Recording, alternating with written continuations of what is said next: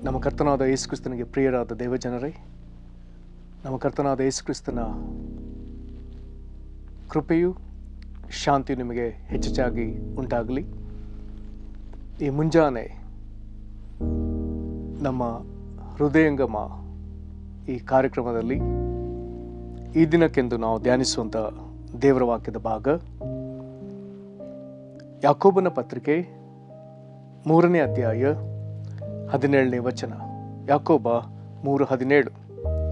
ಆದರೆ ಮೇಲಣಿಂದ ಬರುವ ಜ್ಞಾನವು ಮೊದಲು ಪರಿಶುದ್ಧವಾದದ್ದು, ಆಮೇಲೆ ಸಮಾಧಾನಕರವಾದದ್ದು, ವಿನಯವುಳ್ಳದ್ದು, ಸಂತೋಷವಾಗಿ ಒಪ್ಪಿಕೊಳ್ಳುವಂಥದ್ದು, ಕರುಣೆ ಮುಂತಾದ ಒಳ್ಳೆಯ ಫಲಗಳಿಂದ ತುಂಬಿರುವಂಥದ್ದು ಆಗಿದೆ. ಅದರಲ್ಲಿ ಚಂಚಲವೂ ಕಪಟವೂ ಇಲ್ಲ. ಕರ್ತನ ವಾಕ್ಯಗಳೊಂದಿಗೆ ಈಗ ನಮ್ಮ ಸಂಗಡ ಮಾತನಾಡಲಿ. ಇಲ್ಲಿ ಕರುಣೆಗೆ ಸಂಬಂಧಪಟ್ಟ ಫಲಗಳ ಕುರಿತು ಮಾತನಾಡ್ತಾ ಜ್ಞಾನದ ಕುರಿತು ಮಾತನಾಡ್ತದೆ.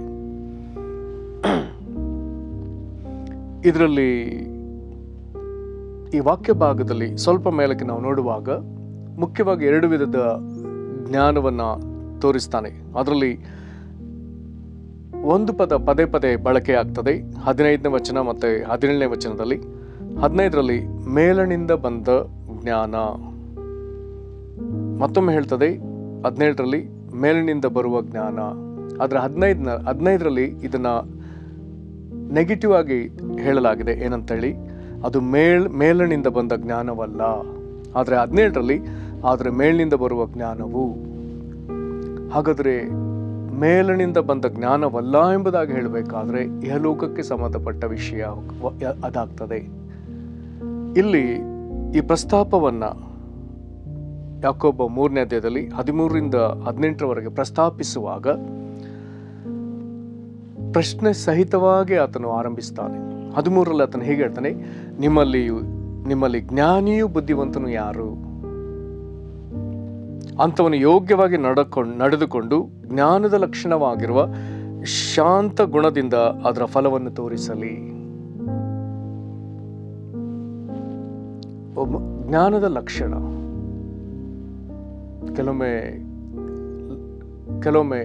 ಕೆಲವರು ಆಡು ಭಾಷೆಗಳಲ್ಲಿ ಅಥವಾ ಲೌಕಿಕವಾಗಿ ಮಾತನಾಡುವಾಗ ಒಬ್ಬ ಪ್ರಬುದ್ಧತೆಗೆ ಬಂದ ಮನುಷ್ಯನು ಅಥವಾ ಒಬ್ಬ ಪ್ರಬುದ್ಧನಾಗಿ ನಡ್ಕೊಳ್ಳುವಂಥವನು, ಅವನ ಕುರಿತು ಹೇಳುವಾಗ is a very matured person ಎಂಬುದಾಗಿ ಹೇಳುವಾಗ ಅವನ ನಡವಳಿಕೆಯನ್ನು ನೋಡಿ ಅದನ್ನು ಹೇಳ್ತಾರೆ. ಅವನಿಂದ ಹೊರಟು ಬರುವಂಥ ಮಾತು, ಅವನಿಂದ ಹೊರಟು ಬರುವಂಥ ಕ್ರಿಯೆಗಳನ್ನ ಗುರುತಿಸಿ ಈ ಸಂಗತಿಗಳನ್ನ ಹೇಳ್ತಾರೆ. ಇಲ್ಲಿ ಭಕ್ತನು ಹಾಗೆ ಹೇಳ್ತಿದ್ದಾನೆ, ಜ್ಞಾನಿಯ ಲಕ್ಷಣ ಅದು ಶಾಂತ ಗುಣ ಅಂತೆ. ಮತ್ತೆ ಅದರ ಫಲವನ್ನು ತೋರಿಸಲಿ ಅಂತೇಳಿ ಆತನು ಒಂದು ರೀತಿ ಸವಾಲಾಕೋರಿ ವಿಧದಲ್ಲಿ ಅದನ್ನು ಮಾತನಾಡ್ತಾನೆ. ಇದರ ಜೊತೆಗೆ ಈ ವಾಕ್ಯ ಭಾಗದಲ್ಲಿ 2 ಸತಿ ಬರುವಂಥ ಮತ್ತೊಂದು ವಿಷಯವೇನಂತ ಹೇಳಿದ್ರೆ, ಜೊತೆಯಾಗಿ 2 ಸತಿ ಹೇಳಲ್ಪಟ್ಟ ವಿಷಯ 14ರಲ್ಲಿ ಮತ್ಸರವು ಪಕ್ಷಭೇದವು. ತಿರುಗಿ 16ನೇ ವಚನದಲ್ಲಿ ಮತ್ಸರವು ಪಕ್ಷಭೇದವು. ಹಾಗಾದ್ರೆ ಒಬ್ಬ ಮನುಷ್ಯನೊಳಗೆ ಒಬ್ಬನ ಜ್ಞಾನಿ ಆಗಿರದಿದ್ದರೆ, ಒಬ್ಬನೊಳಗೆ ಶಾಂತಗುಣ ಇಲ್ಲದಿದ್ದರೆ ಅವನೆಂಥವನೆಂಬುದಾಗಿ ಹೇಳುವಾಗ ಅವನು ಮತ್ಸರ ಅಂದರೆ ಹೊಟ್ಟೆ ಕಿಚ್ಚು, ಪಕ್ಷಭೇದ ಭೇದ ಭಾವ ಮಾಡುವಂಥ ಸ್ವಭಾವ ಉಳ್ಳವನು. ಹೊಟ್ಟೆ ಕಿಚ್ಚು ಮತ್ತು ಭೇದ ಭಾವ ಉಳ್ಳಂಥ ಒಬ್ಬ ಮನುಷ್ಯನಾಗಿದ್ದರೆ, ಈ ಮತ್ಸರ ಅನ್ನುವಂಥದ್ದು ಬಹಳ ತೀಕ್ಷ್ಣವಾದದ್ದು. ಇದರ ಕುರಿತು ಜ್ಞಾನೋಕ್ತಿ ಹೇಳ್ತಾನೆ, ಈ ಮತ್ಸರದ ಎದುರು ಯಾರು ನಿಲ್ಲಿಕ್ಕಾಗ್ತದೆ ಅನ್ನೋ ಪ್ರಶ್ನೆಯೊಂದಿಗೆ ಆತನ ಹೇಳ್ತಾನೆ. ಒಬ್ಬ ಮನುಷ್ಯನು ಇನ್ನೊಬ್ಬನ ಮೇಲೆ ಮತ್ಸರವುಳ್ಳವನಾಗಿದ್ದರೆ ಆತನು ಬಹಳ ತೀವ್ರವಾಗಿ ದ್ವೇಷ ಕಾರುವಂಥ ಮನುಷ್ಯನಾಗ್ತಾನೆ. ಹಾಗಾಗಿ ಅದರ ಎದುರು ನಿಲ್ಲುವವರು ಯಾರು ಎನ್ನುವಂಥ ಪ್ರಶ್ನೆಯೊಂದಿಗೆ ಜ್ಞಾನೋಕ್ತಿಗಳಲ್ಲಿ ಬರೆಯಲಾಗಿದೆ. ಹಾಗಾದ್ರೆ ಇಂಥ ಮನುಷ್ಯನಿದ್ರೆ ಏನಾಗ್ತದೆ ಅಂತ ಹೇಳಿದ್ರೆ, ಅದನ್ನ 14ರಲ್ಲಿ ತಾನೆ ತೀಕ್ಷ್ಣವಾದ ಮತ್ಸರ ಅಂತಲೇ ಆತನ ತೆಗಿತಾನೆ, ತೀಕ್ಷ್ಣವಾದ ಪಕ್ಷಭೇದವೇ ಅಂತಲೇ ಆತನು ಹೇಳ್ತಾನೆ. ಇದ್ರೆ ಅದರ ಲಕ್ಷಣಗಳನ್ನ ಯಾಕೋಬನು ವಿವರಿಸ್ತಾನೆ. ನಿಮ್ಮ ಹೃದಯದೊಳಗೆ ಇರುವಲ್ಲಿ ನೀವು ಸತ್ಯಕ್ಕೆ ವಿರುದ್ಧವಾಗಿ ಸುಳ್ಳಾಡಿ ಕೊಳ್ಳುವರಾದ್ರಿಂದ ಹೊಗಳಿಕೊಳ್ಳಬೇಡ್ರಿ ಅಂತ ಹೇಳ್ತಾನೆ. ಹಾಗಾದ್ರೆ ಮತ್ಸರು ಪಕ್ಷಭೇದ ಇರುವಂಥ ಮನುಷ್ಯ, ಸತ್ಯಕ್ಕೆ ವಿರುದ್ಧವಾಗಿ ಸುಳ್ಳಾಡುವಂಥ ಮನುಷ್ಯ, ಸುಳ್ಳಿನಿಂದ ಹೊಗಳಿಕೊಳ್ಳುವಂಥ ಮನುಷ್ಯ. ಇದು ಬಹಳ ದುಃಖದ ಸಂಗತಿ. ಇಂಥ ಸಂಗತಿಗಳು ದೇಶದಲ್ಲಿ ತುಂಬಿದ್ರೆ ಇಂಥ ಪರಿಸ್ಥಿತಿಗಳಲ್ಲಿ ಆ ದೇಶವನ್ನು ಹತೋಟಿಗೆ ತರುವಂಥದ್ದು ಸುಲಭ ಅಲ್ಲ.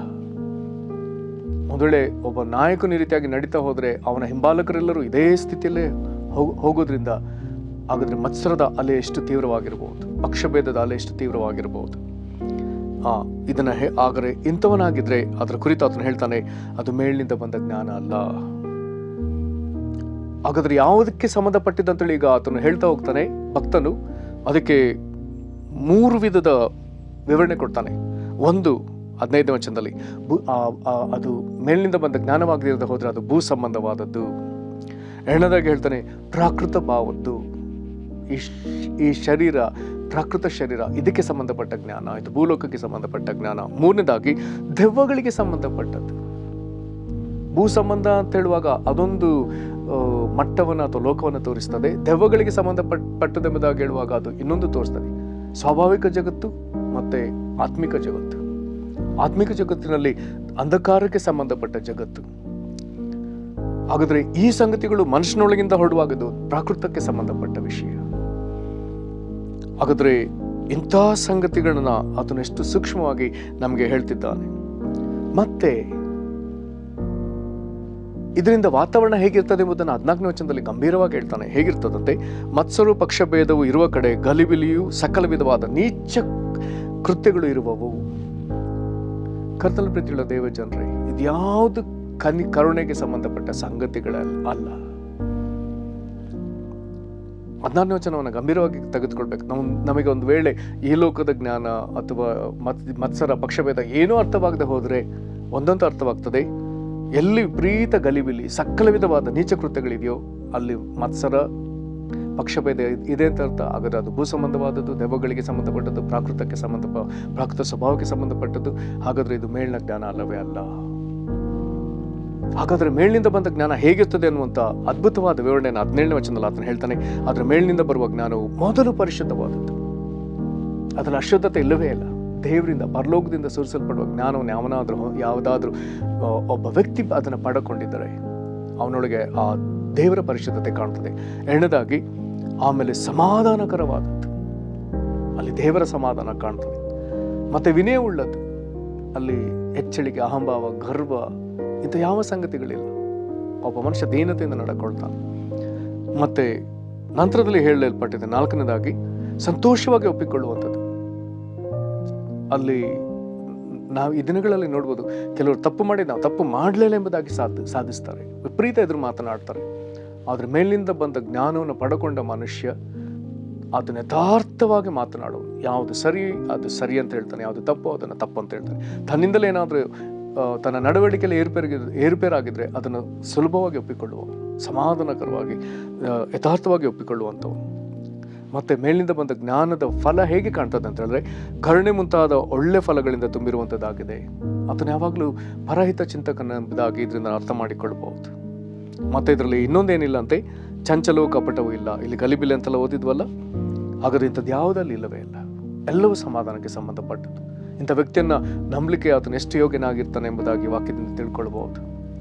ಹಾಗಾದ್ರೆ ಕರುಣೆಯ ಫಲ ಮತ್ತಾಯ ಮತ್ತು ಲೂಕ ಅದನ್ನು ಸ್ಪಷ್ಟವಾಗಿ ಬರೀತಾನೆ. ಏನಂದ್ರೆ ಪರಲೋಕದಲ್ಲಿ ನಿಮ್ಮ ತಂದೆಯು ಯಾವ ದೋಷವಿಲ್ಲದವನ ಆಗಿರುವುದರಿಂದ, ಅದು ಮತ್ತಾಯ 5ನೇ ಅಧ್ಯಾಯದ ಕೊನೆಯ ವಚನದಲ್ಲಿ ಬರೀತಾನೆ. ಅದೇ ರೀತಿ ಲೂಕ ಬರೀತಾನೆ, ಪರಲೋಕದಲ್ಲಿ ನಿಮ್ಮ ತಂದೆ ಕರುಣೆಯುಳ್ಳವನಾಗಿರೋ ಪ್ರಕಾರ ನೀವು ಕರುಣೆಯುಳ್ಳವರಾಗಿರಿ. ದೇವರು ಕರುಣೆಯುಳ್ಳವನಾದ್ರಿಂದ ನಾವು ಕರುಣೆಯುಳ್ಳವರಾಗಿರ್ಲಿಕ್ಕಾಗಿಯೇ ಹೇಳ್ತಾನೆ. ಆತನಿಗೆ ಯಾರ ಬಗ್ಗೆ ಭೇದವಿಲ್ಲ. ಒಳ್ಳೆಯವರ ಮೇಲೆ ಕೆಟ್ಟವರ ಮೇಲೆ ಆತನು ಸೂರ್ಯದೇವನ, ನೀತಿವಂತರ ಮೇಲೆ ಅನೀತಿವಂತರ ಮೇಲೆ ಆತನು ಮಳೆನ ಬರಮಾಡುವಂಥ ದೇವರು. ಹಾಗಾದರೆ ಭೇದ ಭಾವವಿಲ್ಲದೆ ಎಲ್ಲರೊಂದಿಗೆ ನಡ್ಕೊಳ್ಳುವ ದೇವರು ಹೇಗೋ ಹಾಗೇ ನಾವು ನಡ್ಕೊಳ್ರಿ ಎಂಬುದಾಗಿ ಹೇಳ್ತಾನೆ. ಕರುಣೆ ತೋರಿಸ್ಲಿ, ನಾವು ಇತರಿಗೆ ಕರುಣೆ ತೋರಿಸ್ಲಿಂದೇ ಈ ವಾಕ್ಯಗಳು ಬರೆಯಲಾಗಿದೆ. ಪ್ರಿಯರೇ, ದೇವರಾತ್ಮ ನಮ್ಮನ್ನ ಈ ಹೆಜ್ಜೆ ಜಾಡಿನಲ್ಲಿ ನಡೆಸಲಿ. ನಾವು ಅಧಿಕವಾಗಿ ದೇವರ ಕರುಣೆಯನ್ನು ಸಂಪಾದಿಸಲಿಕ್ಕೆ ಸಾಧ್ಯವಾಗುವಂತೆ ನಾವು ಕರುಣೆಯನ್ನು ಬಿತ್ತಲಿಕ್ಕೆ ದೇವರು ನಮಗೆ ಕೃಪೆ ಕೊಡಲಿ. ಪ್ರಾರ್ಥನೆ ಮಾಡೋಣ. ಮಹಾಕೃಪೆಯ ತಂದೆಯೇ, ನಾವು ನಿನ್ನ ಕರುಣೆಯನ್ನು ಸಂಪಾದಿಸಿದ್ದು ಮಾತ್ರವಲ್ಲಪ್ಪ, ದಿನದಿಂದ ದಿನಕ್ಕೆ ಹೆಚ್ಚೆಚ್ಚಾಗಿ ನಿನ್ನ ಹಾಗೆ ಇತರರಿಗೆ ಕರುಣೆ ತೋರುವುದಕ್ಕಾಗಿ ದಯೆಯನ್ನು ನಮಗೆ ಅನುಗ್ರಹಿಸ್ರಿ. ನಿನ್ನ ಕರುಣೆಯನ್ನು ನಮ್ಮೊಳಗೆ ಸುರಿಸ್ರಿ ಸ್ವಾಮಿ. ನಿನ್ನ ಕಾರುಣ್ಯ ದಯಾರಸಗಳು ನಮ್ಮೊಳಗೆ ತುಂಬಲಿ ಕರ್ತನೆ. ಏಸಪ್ಪ, ನೀನು ಯಾವಾಗಲೂ ದೇವರ ಕನಿಕರವನ್ನು ಈ ಲೋಕದಲ್ಲಿ ಮನುಷ್ಯನಾಗಿದ್ದಾಗ ವ್ಯಕ್ತಪಡಿಸಿದಂತೆ, ನಿನ್ನಿಂದ ಹೊಂದಿದ ಕನಿಕರವನ್ನು ಅಪೋಸ್ತಲರು ಇತರರಿಗೆ ಕೊಟ್ಟಂತೆ, ಭಕ್ತ ಜನರು ಚರಿತ್ರೆಯುದ್ದಕ್ಕೂ ಕೊಟ್ಟಂತೆ, ನಾವು ಈ ದಿನಗಳಲ್ಲಿ ನಿನ್ನ ಕನಿಕರವನ್ನು ಬಿತ್ತಲಿಕ್ಕೂ ನಿನ್ನ ಕನಿಕರದ ನದಿ ಪ್ರವಾಹವನ್ನು ಹರಿಸುವುದಕ್ಕೂ ನಮ್ಮನ್ನು ಬಲಪಡಿಸ್ರಿ.